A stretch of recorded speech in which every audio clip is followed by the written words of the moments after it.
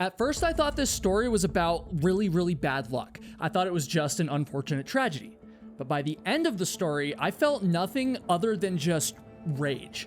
This story pisses me off, and once you realize what they actually allowed to happen to her, I think you're gonna be pissed off too. Hours into a 62-mile race through the Australian outback, Turia Pitt was lying on the ground convinced that she was going to die. But when a rescue team finally reached her, she actually recognized one of the paramedics as her friend Bonnie. In the most painful moment of her life, seeing a familiar face meant everything. However, Bonnie didn't recognize her back. And not because it had been a while since they'd last seen each other, but rather for a far more disturbing reason. In this moment, Turia realized that what had happened to her while running through the brutal Australian outback had left her without a face. And so, how the hell does a healthy 24-year-old go from peak physical fitness to being unrecognizable in just the span of a few hours? And more importantly, who the hell allowed this to happen? Before the ultramarathon that would change her life forever, Turia Pitt was living out her dreams. She had a job that she enjoyed as a mining engineer, she loved living in the Australian outback, and she had great friends. And while all of that sounds like the perfect recipe for happiness, the true grounding force in Turia's life was her boyfriend, Michael, whose steady love helped her believe that she could accomplish anything. I mean, seriously, whatever she decided to do, Michael was always there to cheer her on, even if it was something like running miles and miles through the desert, which, as it turns out, Turia Pitt had signed up to do. And that might sound crazy, but Turia was exactly the type of person who decides to take on a challenge like a desert ultramarathon. She was strong, she was confident, and maybe she was just a little bit insane. And I mean that in the best way possible. Oh, and speaking of insane, I think it would be insane to finally hit my goal of getting 1 million subscribers this year in 2026. I've been working towards this for years, guys, and we're so close. And so if you're enjoying my videos, please help us out and hit that subscribe button. And if you're already subscribed, just know that I appreciate you so much. Anyways, if you're not at least a little bit insane, then I have no idea why you would willingly sign up to run the race that Turia signed up for. Just know that if I ever sign up for an ultramarathon, it means that I've fully lost my mind and need some help. But Turia loved a challenge. And so in 2011, she signed up for the Kimberly Ultramarathon. This was such a seemingly simple choice, but as fate would have it, it would be the most consequential choice of her entire life. Now, a regular marathon is hard enough, but an ultramarathon is like next level. The Kimberly Ultramarathon was an especially difficult 62-mile or 100-kilometer race through one of Western Australia's most remote and hottest regions. And to make conditions even harder, the run took place during the area's dry season, and the terrain throughout the Kimberly made the run even more challenging. There wasn't any natural protection from the scorching sun because, well, there were no trees along the race path, or very few anyways. The 95-degree heat would beat down on the runners relentlessly as they pushed their way through 62 miles of red dirt, brittle grass, and rocky gorges. Even the wind didn't even provide relief because it was so hot that it felt more like a hairdryer than an actual cooling breeze. This was far from a normal city marathon, which, as you know, has tents and medics and hospitals nearby in case there's an emergency. The Kimberly racecourse barely even had cell signal, and runners could easily go hours without seeing another human being. And yet, despite the risk, the danger, and the treacherous conditions, the runners knew what they were getting themselves into. And besides, this was a sanctioned race after all. It's not just a free-for-all. I mean, yes, there was going to be some risk and danger involved, but ultimately it was the Kimberly race organizers' responsibility to put safety nets in place for the runners. Now, of course, the runners were responsible for aspects of their safety. They had to make sure they didn't injure themselves. They had to make sure they were physically prepared. They had to make sure they drank enough water. But the race organizers were responsible for the bigger, rarer safety threats, the things that the runners couldn't control. And so, there's no way that these runners would be left to fend for themselves, right? Well, what Turia and the other runners didn't know was that something was going on behind the scenes. Something that would make this race even harder and even more deadly, potentially, than they could ever have expected. In in the early hours of September 2nd, 2011, the 41 runners got ready to hit the trail. Temperatures were already climbing at this point, and they would keep rising as the day went on, but the runners had their water bottles and their backpacks filled up with any fuel that they would need during the race, any water they would need, which was important because the dry air meant an extremely high risk of dehydration, and so the runners needed to be as prepared as they possibly could. Turia said goodbye to her boyfriend Michael with a tight hug and was excited to see him once she had crossed the finish line. She was sure that she would see his smiling face once she got there. Turia then took her place at the starting line, excited to finally put her training to test and get this thing going. But before the runners started, while they were all gathered there, the organizers of the race, a group called Racing the Planet, gave them a quick safety briefing, right? It felt quick and casual, almost like they'd done this 1,000 times before, kind of like a formality. There was no detailed emergency walkthrough, and no one handed out radios or communication devices to the runners. They were just assured that if something went wrong out there, someone would be notified and help would be sent immediately. And though this briefing was casual, this was an assurance that the runners should have been able to believe. I mean, they had no reason not to trust the organizers, right? They assumed that all the right protocols were being followed, but if they had known what was happening in that moment, just a few miles down the course, then they never would have started that race. But since they did trust Racing the Planet, the runners all took their spots behind the starting line and waited, excited for the signal. This was the final moment of calm before a storm that none of them saw coming. And so as soon as they heard the bell, all 41 runners took off. In videos taken from the beginning of the race, Turia was smiling and she looked happy. She found her rhythm and she was kind of just chugging along, right? She wasn't thinking about the 60 miles of brutal terrain stretched out in front of her. She was just focused on putting one foot in front of the other. As time passed, the sun rose higher into the sky, and it wasn't long before sweat was dripping down Turia's face. Remember, the highs would reach around 95 degrees Fahrenheit or about 35 degrees Celsius by midday, and that was just the temperature like in the shade. It was even hotter in the sun. And besides, the shade didn't even matter because there was no shade in sight anyways. The only vegetation around Turia was this tall, dry grass that scratched her legs as she ran, and some low bushes that didn't provide any shelter from the sun. It just sounds so crazy. And I mean, I'm never gonna run a desert ultramarathon like this, but if I did, there's only one way that I would survive it, and that would be if I was drinking Element electrolytes. Element is the sponsor of this video. You've probably heard me talk about them before, but lately I've been drinking this right here, which is Element Sparkling, and it's a whole lot different than the packets that I usually talk about. You see, sometimes I want electrolytes, but I don't wanna like stop and make a whole drink with these. I just wanna grab something cold, crack it open, and then keep going. And that's what Element Sparkling is all about. It's their electrolyte drink in this slim 12-ounce sparkling can, built more for the everyday moments of life, not just the huge efforts like an ultramarathon. Now, don't get me wrong, the packets are still great. Like, if I did run an ultramarathon, then I would most definitely be pounding their citrus salt packets. This is my favorite flavor, but sparkling fits in those moments where I want something refreshing and easy. It has 0 sugar, and my favorite flavor I keep holding up is lemonade salt. And speaking of refreshing, try drinking this on a hot day and tell me that it's not refreshing.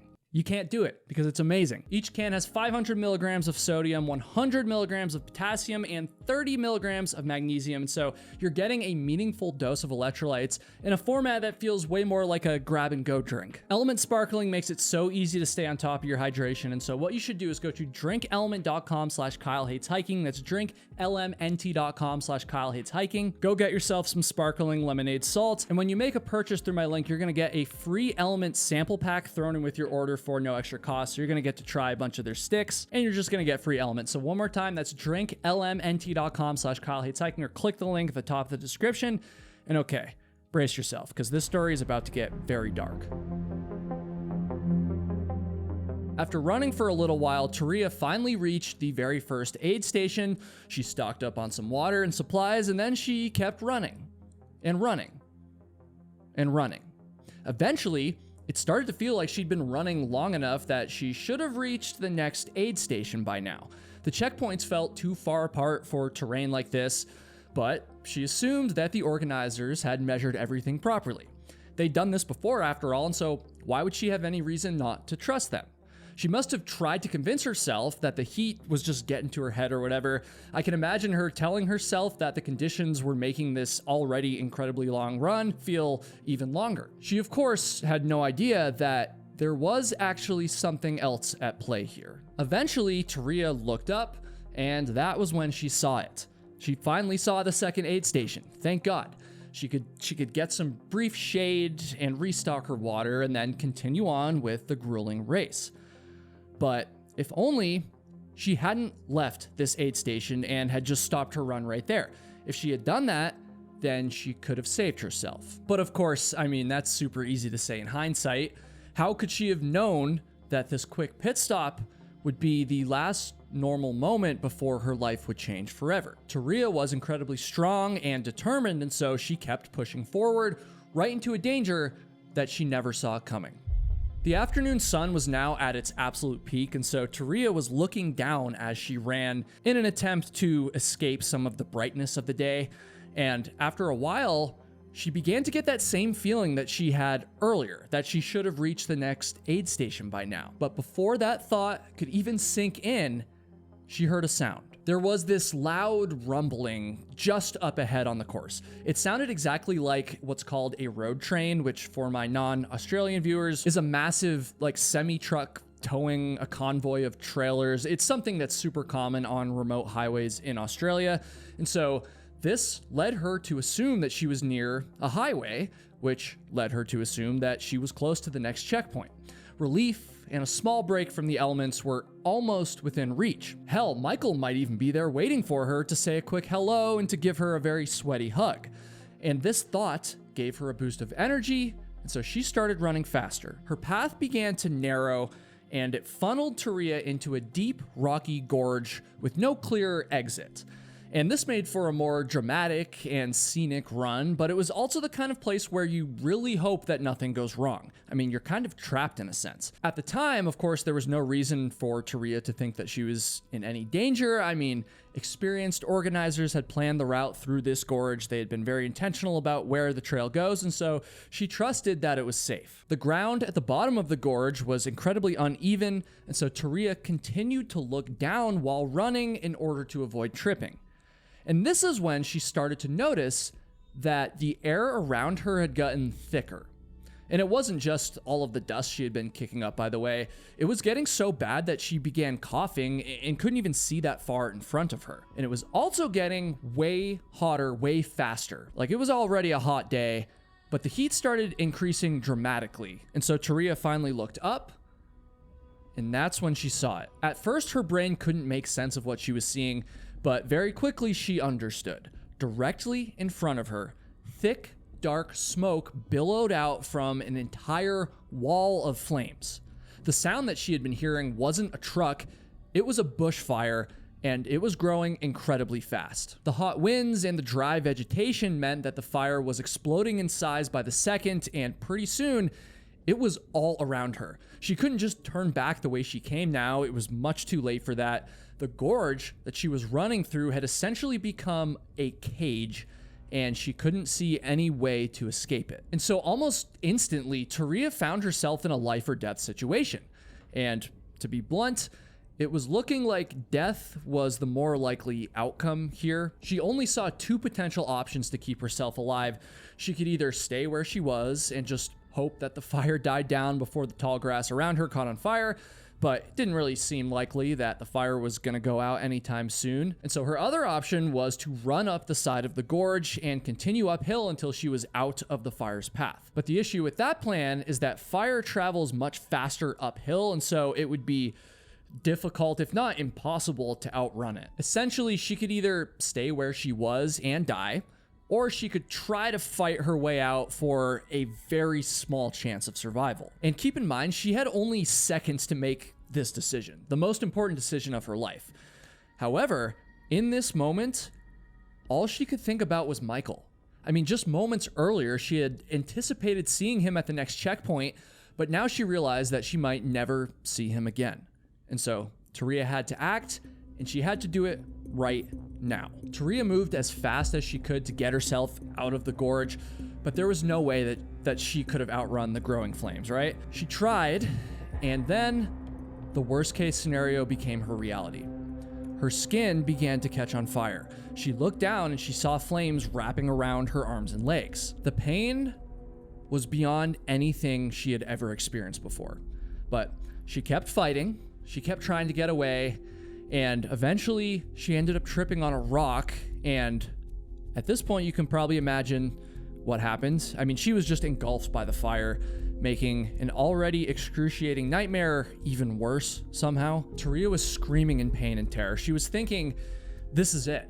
I'm never gonna see Michael again. Never again would she get to embrace the love of her life, and there was nothing she could do about it. I mean, all she could do was just sit there in agony until she took her last breath. However, that last breath never came. As Turia laid on the ground, waiting for the inevitable, she suddenly realized that the flames had gone out. She was still alive, albeit barely, but alive nonetheless. However, just because she hadn't died yet didn't mean that she wasn't going to die soon. The nightmare was far from over. In fact, if anything, the real danger was only now just beginning. Her life hung in the balance, and she had to shift to full-on survival mode. In what was probably a stress response, Turia's brain kind of detached from her reality. She looked down at her limbs again, and they actually seemed okay for what she had just gone through. Her body was filled with a rush of elation, and she convinced herself that the fire hadn't actually burned her as badly as she first thought. But what she didn't know was that her body was simply just in shock, and this was her brain's way of trying to protect her, right? Make no mistake, she was in severe danger. She had just gotten third-degree burns on over 65% of her body, and the likelihood of her surviving these injuries was incredibly low. If she wasn't rescued as soon as possible, she was almost certainly gonna die. Turia figured that the race organizers, Racing the Planet, had medical helicopters on standby in case of an emergency. Since so much of the ultramarathon's path went through these rocky gorges, Racing the Planet must have planned for an air rescue, right? But then again, if they had done that, then where were those helicopters now? There's no way that the organizers didn't know about the fire by this point, and so Turia strained to listen over the sounds of the flames, but she couldn't hear any chopper blades heading her way. Turia waited for an entire hour and a half before she finally heard a helicopter approaching. I mean, I can only imagine like the elation she probably felt at this moment. I mean, she was saved, right? I mean, finally, help was just around the corner. She was gonna make it out alive. Well, as quickly as the sound of the helicopter arrived, it disappeared. Turia couldn't understand what was happening. I mean, where had her one shot at getting to safety gone? Like, why would the helicopter come that close and then just turn around? Well, to answer that, what she didn't know was that the first helicopter hadn't been equipped to land on the rocky terrain. And something else that she didn't know at this moment, although she probably was pretty close to figuring it out by now, was that the race organizers might not have been as prepared as they had claimed to be. While she waited for a rescue that she was now sure wasn't coming, Turia was in indescribable pain, not only from the fire burns, but also from the sun beating down on her exposed body. I mean, you might not have thought about that. She's got these burns and she's just laying in the sun. Like, ugh, man. Any positivity that she had felt earlier had disappeared completely by this point. She was now back to thinking that she wasn't going to make it out alive and that Michael would never see her again. All she wanted was for him to be there so he could tell her it was going to be okay. But folks, things were most definitely not okay, and they just kept getting worse over the next few hours. Turia accidentally sat on a bull ant nest, leaving her burned skin now crawling with ants. She did have a little bit of water left, but she couldn't even drink it because it had essentially been boiled by the sun. It was so hot out, and the heat from the flames only added to it. She was covered in third-degree burns and just sitting out there in the sun with no shade, no relief in sight. Turia continued to wait, and eventually she noticed something gruesome. Now, I would skip the next like 10 seconds of the video if you're kind of squeamish. Just a warning. You good? Okay. So little bits of Turia's skin and her flesh had melted from her body and like down onto the ground in front of her. And like, I would have passed out by now, but you have to remember Turia Turia was insanely strong, much stronger than I am. I mean, she had to be insanely strong to even sign up for this race in the first place. And so she's fighting to survive, and she turned her mind back to Michael, which was the only thing keeping her spirit alive at this point. I mean, she told herself to think of Michael's warm face, think of his voice, think of how his arms feel when they wrap around her. She told herself over and over, just keep thinking about Michael. More time passed without rescue, around 4 hours, which probably felt much longer with how much pain she was in. And by now the sun was starting to set. And you might think that sounds like a good thing. I'm talking about the sun hitting her burned skin and all this stuff, but it's not as good as you might think. Since the Kimberly region has a dry desert climate, the temperature dropped drastically once the sun went down. And so Turia went from being overwhelmingly hot to like freezing cold almost instantly. And it was at this point that she really hit an all-time low. She had been laying there in unimaginable pain for hours. She was really starting to doubt whether she even wanted to survive at this point. She even said out loud, quote, "I don't know if I can stay much longer." But then, moments later, she heard the sound of whirling blades again. The previous helicopter had left her for dead, and so was this one going to do the same thing? She's thinking this, and then sure enough, the helicopter dropped out of sight just as fast as it had arrived. Turia had been left for dead for a second time. But then all of a sudden she saw the paramedics coming down over the side of the gorge. Turns out the helicopter had actually landed. It had just landed outside of her view. And so this time Turia was not left stranded. When the paramedics finally reached her, she probably felt like she was in the clear. However, when these paramedics knelt down beside her, they were anything but hopeful. One paramedic looked at her burns and instantly realized that these burns were the worst he had ever seen in his career. He had lost patients many times with far less severe burns than what he was looking at on Turia. He basically knew that she was a goner, but the paramedics got to work anyways. I mean, what did they have to lose? They might as well try to get her to the hospital, but of course that wouldn't mean that she would even live through the night. Turia had to do a double take when she saw the next paramedic. It turns out that she actually knew this woman.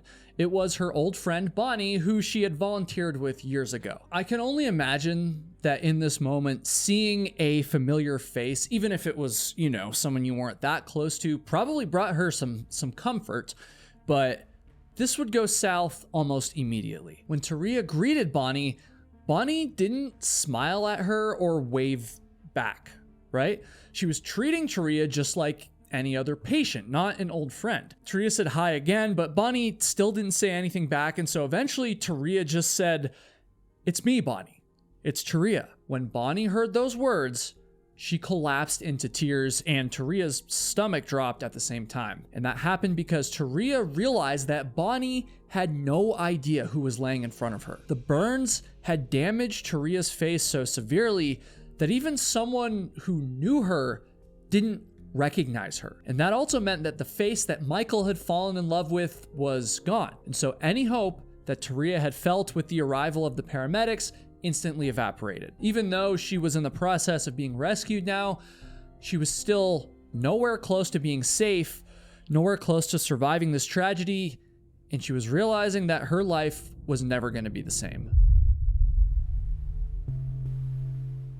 It would be a fight to even get Turia to the hospital. The ground was too steep to put her into a stretcher, and so she would have to like kind of limp herself over to the helicopter. I mean, the paramedics carefully helped her stand and step as she made her way over this rocky ground, and after what must have felt like hours, I can't even imagine, she was finally airlifted out. But the story doesn't end with her getting out of the gorge. In fact, that was only the end of like the first chapter. Surviving a fire in the outback was one thing, but finding out why Turia was left out there for hours was an entire other thing. Finding out how this even happened in the first place, right? And so this second chapter is where this whole circumstance stops being an unavoidable tragedy and starts to look more like a preventable disaster. Someone would have to be held responsible, but Turia would have to survive first before getting any justice that she deserved. The hospital was where her next battle for her life would begin.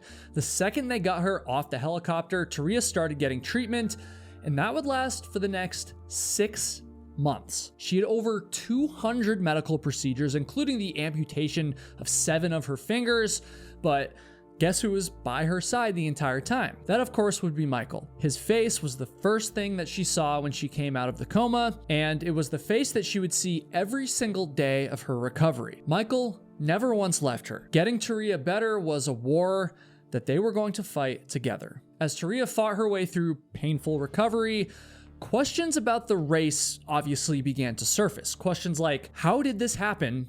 And who let it happen? At first, it seemed like just a tragic, unavoidable accident, but the more people investigated, the more things just weren't adding up. The real story behind this disaster, the real story about why Turia had to fight for her life, was only just starting to emerge. The police and fire services immediately launched an investigation to answer the question that everyone was asking, a question you've probably been asking yourself: was this fire set deliberately? And ultimately, they determined that the fire had been a controlled burn that got, well, out of control. And so I guess it was set deliberately, but it wasn't a case of arson. There was no ill intent behind this fire.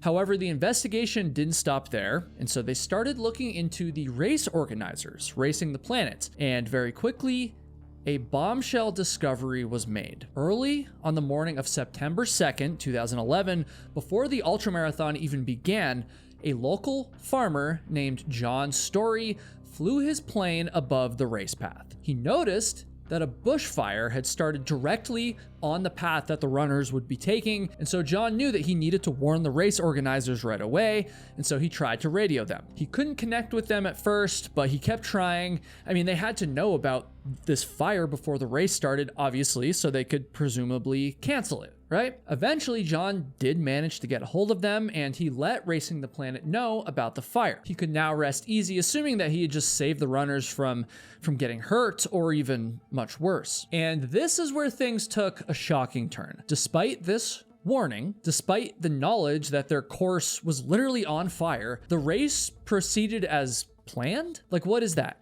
Racing the Planet had the opportunity to, at the very least, investigate the fire and figure out what the hell was going on, but they decided to just not do that and proceed with the race anyways. And giving them the benefit of the doubt, this is extreme negligence at best. And okay, so they didn't cancel the race, but they must have at least warned the runners about the fire, right?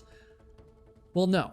The runners gathered for a literal safety briefing right before the race started, but the fire was never mentioned during this, and the race went ahead right on schedule. Now, Racing the Planet would later say that they did communicate with authorities about the fire before the race began, and after talking with the farmer who spotted the fire, they spoke amongst themselves and decided that since fires were pretty common in Australia, and this particular one didn't seem that big, well, the runners probably weren't in any danger. They didn't even think it necessary to ensure a rescue helicopter was on standby. The most they seemed to have done was like remark the course a little bit.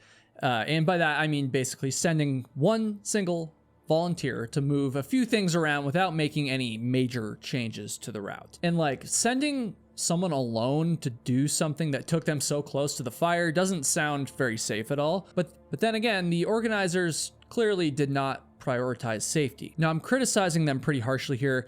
To be clear, I don't think that they were trying to put the runners at danger. I don't think they were let's try to kill these runners. No, they weren't doing that. They were just being negligent, extremely negligent. And it quickly became obvious that their miscalculation had disastrous consequences, because even though they claimed to have rerouted the course a little bit, it wasn't long before all of the runners started funneling into a gorge, one that was surrounded by a raging bushfire. When word reached organizers that several runners had been caught in the blaze, they should have immediately sprung into action, of course. But then, if that's the case, why did it take an hour and a half for a helicopter to be dispatched? And the answer to that is because even though they knew about the fire, they clearly didn't know how bad it was, but they knew there was a fire at the very least, the only helicopter they had on hand was one hired for filming, like a video helicopter. It wasn't equipped for emergency rescue. And so every second of that delay in sending out help meant prolonged agony for Turia. Agony that could have been entirely avoided if things had been handled a little bit differently. As the post-fire investigation continued, authorities uncovered even more concerning details about how Racing the Planet put their runners in potential danger. It turns out that they hadn't even checked if their communication system worked, and obviously a working communication system in Australia's remote outback could be the difference between life and death. I mean, how would anyone have been able to let medical know if something went wrong? What if someone collapsed from dehydration, or if they got injured and couldn't get themselves to one of the checkpoints? Oh, and speaking of those checkpoints, here was yet another example of how the organizers completely missed the mark here. The aid stations were in fact spaced too far apart for a run with such intense conditions and terrain. That feeling Turia experienced before the fire, the feeling that she should have reached the next aid station by now, well, that wasn't just exhaustion messing with her thoughts. Racing the Planet was supposed to do everything it could to keep their runners safe, but instead, the organization pretty much failed them every step of the way, and they were going to pay for this big time. Now, as I've said before, Turia is such a positive person who doesn't seem to dwell on the negative at all, but I, for one, would have been pissed. I mean, the organizers fumbled this so terribly that she almost died that day. And so, ultimately, Turia ended up settling with them out of court for a multi-million-dollar payout. And good for her. She did have some strong words about the settlement. She said, quote, "There's no amount of money that could make up for what we lost." And I mean, true, she had suffered unimaginable pain. She had to do years of difficult recovery and had to reckon with having her appearance changed forever. However, that's not to say that she is hung up on the money or bitter about what happened. Quite the opposite, actually. In a 2021 Sydney Morning Herald interview, she was quoted saying, "At the end of the day, whether I got some money, no money, or a lot of money, doesn't change what happened. It was really hard at the time because we settled out of court. I wasn't satisfied. I'm still not satisfied. But at the same time, pursuing it further would have made me really bitter. The injustice and the unfairness aren't palatable, but I feel like having gone through what I've been through, having a beautiful partner like Michael and all of these other amazing people in my life, I actually do feel really lucky." The fires took a lot from Turia, but they didn't take everything. She has even started running again and has since completed 2 Ironmans.